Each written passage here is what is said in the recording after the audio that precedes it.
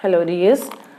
A new topic we can discuss Stalinism and collectivization. Stalinism and collectivization. So last day we discussed making a socialist society, centralized planning we discussed, that means 5-year plans we discussed, and here collectivization. So what do you mean by collectivization? That we have to discuss.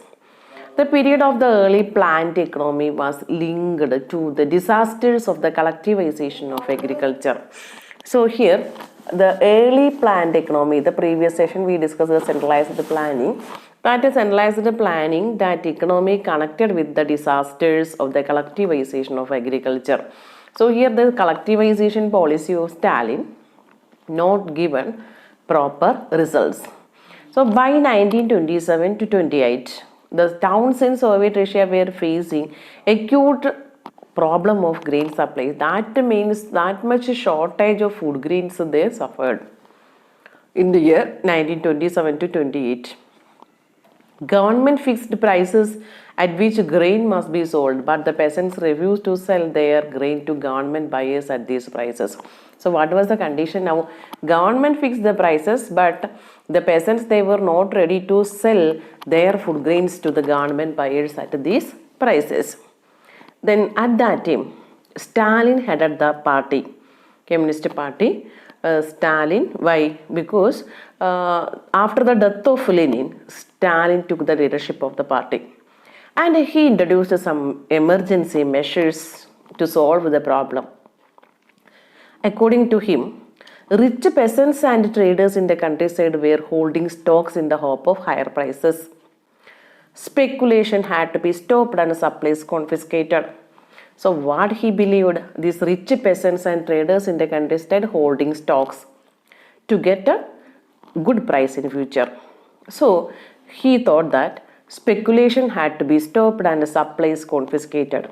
Speculation means here holding stocks in the hope of higher prices, that is speculation, and he decided to stop this speculation and tried to confiscate the supplies of food grains. Then in 1928, party members, that means Bolshevik party members, they toured the grain producing areas and supervising enforced grain collections and raiding kulaks. And who were kulaks? The rich farmers of Russia or the well-to-do peasants of Russia, they were known as kulaks. So in 1928, Bolshevik party members toured in the grain producing areas and forcibly they collected the food grains and they raided the houses of kulaks, that means the rich farmers of the Russia. Then also shortages of food grains continued, and the decision was taken to collective farms to solve a problem. Which problem? The shortage of food grains. A decision was taken to collectivize farms. It was argued that grain shortages were partly due to the small size of holdings.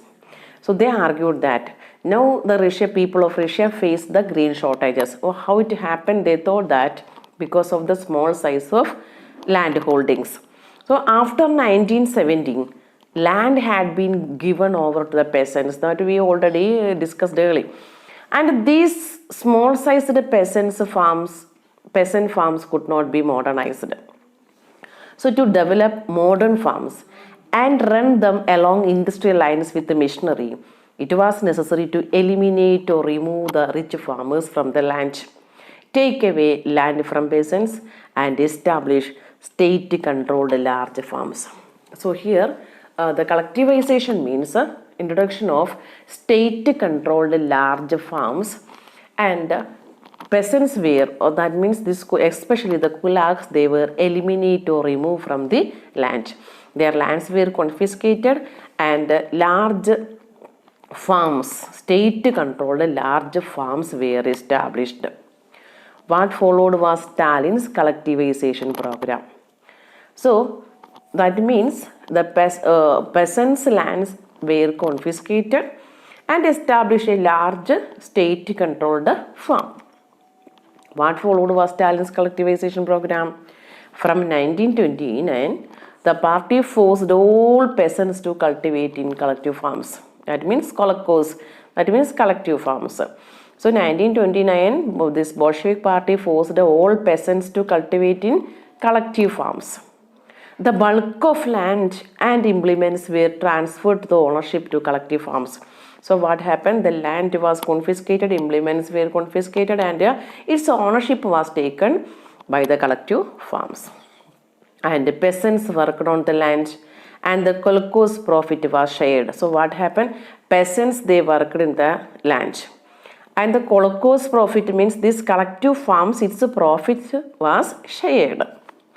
And the activity or this collectivization program, peasants were not satisfied. They were angry. They resisted the authorities and destroyed their livestock. For the purpose of cultivation, livestock compulsory. So what happened? The peasants, they destroyed their livestock. Because of this, between 1929 and 1931, the number of cattle fell by 1/3. The number of cattle reduced to 1/3 of the total number. Those who resisted collectivization were severely punished.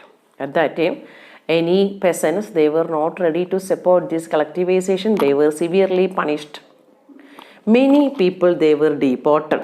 Deported means they were forcibly removed from their own country. And some others, they were exiled. Exiled means they forced to live away from their own country. So what happened? Those who were against the collectivization, they were severely punished. Some people were deported, some others were exiled. They resisted this, the peasants, they resisted, they were against the collectivization. At the same time, the peasants argued that they were not rich and they were not against socialism. Peasants, they said that they were not rich, they were not against socialism. They merely did not want to work in collective farms for a variety of reasons. They are telling that they were not rich, they were not against socialism, but they were not ready to cultivate in the collective farms because there were a lot of reasons. Stalin's government allowed some independent cultivation at that time, but that peasants were treated unsympathetically. In spite of collectivization, production did not increase immediately. So why Stalin introduced the collectivization? To increase the produce or to increase the food grain production. So but what had happened? There were no increase occurred. The bad harvest of 1930-1933 led to one of most devastating famines in Soviet history when over 4 million died. So what happened? Because of the Stalin's collectivization, or there were no good result provided the collectivization. There were no increase of food production. And 1930 to 1933, this period we can see bad harvest occurred in Russia. And it was the most destructive famines that occurred in the history of Soviet Russia. Moreover, 4 million people died. Many within the party criticized the confusion in industrial production under the planned economy and the consequence of collectivization. At the same time, there were severe famine occurred. Millions of people were killed. So many people within the party, means within the Bolshevik party, criticized the confusion in industrial production under the planned economy and also the consequence or the aftermath of collectivization or the impact of collectivization. Stalin and his sympathizers, that means his followers, charged these critics with conspiracy against socialism. So those who criticized this collectivization, Stalin and his followers they were charged, these critics, with conspiracy against socialism. Accusations were made throughout the country. That means those who criticized this collectivization, they were blamed. And by 1939, over 2 million were imprisoned or they were in labor camps. So what happened? Anyone or those who criticized the collectivization, they were severely punished. Over 2 million were in prisons or in labor camps.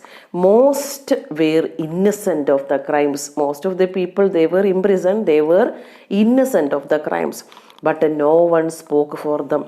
A large number were forced to make false confessions under torture and were executed. Several among them were talented professionals.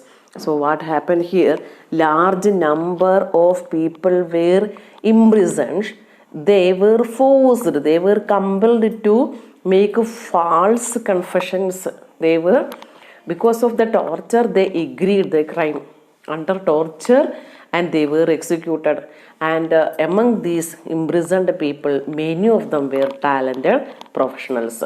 So there were the collectivization, and in the case of centralized planning in the industrial production also occurred in Russia. But what happened? There were a lot of negative impacts also. So let's critically examine Stalin's collectivization program.